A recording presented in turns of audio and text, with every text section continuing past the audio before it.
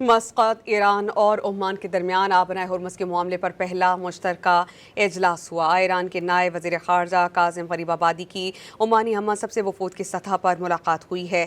ایرانی میڈیا کے مطابق کاظم غریب آبادی نے کہا کہ اجلاس میں اسلام آباد کی مفاہمتی یادداشت کے پیراگراف 5 کے فریم ورک کے تحت آبنائے ہرمز کے مستقبل کا انتظام اور ساحلی ریاستوں کے حقوق پر تبادلہ خیال کیا گیا۔ انہوں نے کہا کہ یہ بات چیت رواما تہران اور واشنگٹن کے درمیان طے پانے والے عبوری معاہدے کی روشنی میں کی گئی ہے۔